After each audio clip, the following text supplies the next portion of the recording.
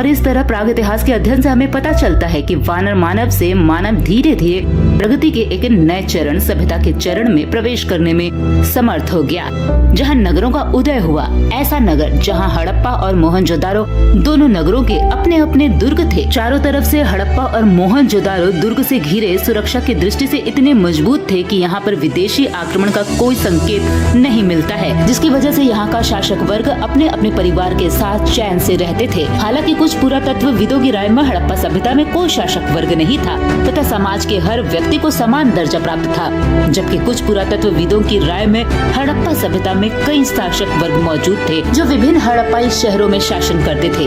ऐसा माना जाता है कि यहाँ की शासन व्यवस्था काफी सुदृढ़ और समृद्ध थी। प्रत्येक नगर में दुर्ग के बाहर उससे निम्न स्तर का शहर था, जहाँ की सड़कें चौड़ी हुआ करती थी, जहाँ ईंटों से बनी बड़ी बड़ी इमारतें थी। सभी सामान्य लोग पक्की ईंटों से बने मकान में रहते थे। सभी नगरों के छोटे या बड़े मकान में प्रांगण और स्नानागार थे। हड़प्पा मोहनजोदारो के समय जल निकासी प्रणाली अद्भुत थी। घरों का पानी बहकर सड़कों पर न जाए, इसके लिए अंडरग्राउंड नालियाँ थी। हर घरों में अपने अपने कुएं थे। पानी के लिए किसी को भी घर से बाहर नहीं निकलना पड़ता था। नगर अनेक खंडों में विभक्त थे, जहाँ सभी के लिए विशाल स्नानागार बना हुआ था, जिसके दोनों सिरों पर तल तक सीढ़ियाँ बनी हुई थी। स्त्री, पुरुष और बच्चे स्नान कर कपड़े बदल सके, इसके लिए स्नानागार के पास ही कमरों की व्यवस्था थी। स्नानागार का फर्श भी पक्की ईंटों का बना हुआ था।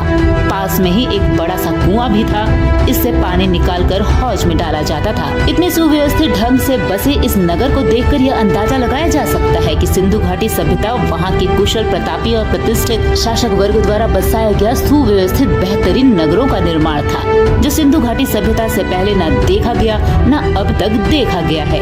यह वर्तमान समय के नगरों से भी अत्यधिक आधुनिक था। खुदाई में श्रमिक आवास, पुरोहित आवास, अग्नि कुंड, सूती कपड़ा, अन्नगार, सभागार, कांस्य और टेराकोटा की मूर्तियां, मोहरे, कुम्हार के चाक, बैलों से जुते हुए खेत के साक्ष्य यह दर्शाते हैं कि यहाँ श्रमिक और व्यापारी वर्ग निवास करते होंगे, क्योंकि साक्ष्य से पता चलता है कि यहाँ के लोग पत्थर, धातुओं, सीप और शंख का व्यापार करते थे।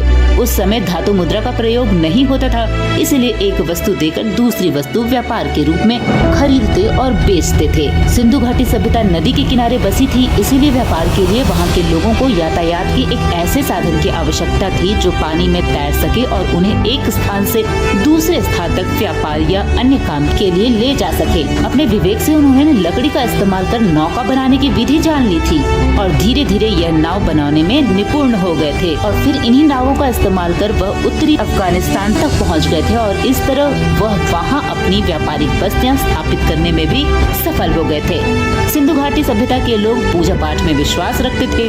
साक्ष्य में मिली पशुपति शिव और मातृ देवी की मूर्ति इस बात का प्रमाण है, लेकिन हड़प्पाई स्थलों पर किसी मंदिर के प्रमाण नहीं मिलते हैं। खुदाई में मिले कब्रिस्तान से यह पता चलता है कि हड़प्पा और मोहनजोदारो एक ही सभ्यता के क्षेत्र में होने के बावजूद हड़प्पा के लोग जहां अपने पूर्वजों को दफना देते थे, वहीं मोहनजोदारो के लोग अपने पूर्वजों को जला देते थे। इस काल में एक और बात सामने आई, पूर्वजों के अवशेष के साथ उनके पशुओं के अवशेष भी मिले हैं। इसके साथ ही हाथी की खोपड़ी और एक सींग वाला जानवर के अवशेष भी पाए गए हैं। सिंधु घाटी सभ्यता में एक सींग वाला जानवर कोई मामूली जानवर नहीं था। इस जानवर के चित्र वहाँ के मोहरों में देखने को मिलता है। इससे मालूम होता है कि एक सींग वाला जानवर उस समय का विशेष जानवर था। इस तरह खुदाई में मिले अवशेषों से हमें सिंधु घाटी सभ्यता के उत्थान और अस्तित्व के बारे में पता चलता है, लेकिन सिंधु घाटी सभ्यता का पतन 1750 में क्यों और कैसे हुआ यह मालूम नहीं। कहते हैं उत्पत्ति है तो अंत है। सिंधु घाटी सभ्यता के पतन का जिम्मेदार किसी ने प्राकृतिक आपदा बताया तो किसी ने आर्यों का आगमन। भारत में आर्यों के आगमन को लेकर एक बहुत बड़ा सवाल है। आर्य कौन थे? आर्य कहां से आए थे? आर्य विदेशी थे या भारतीय?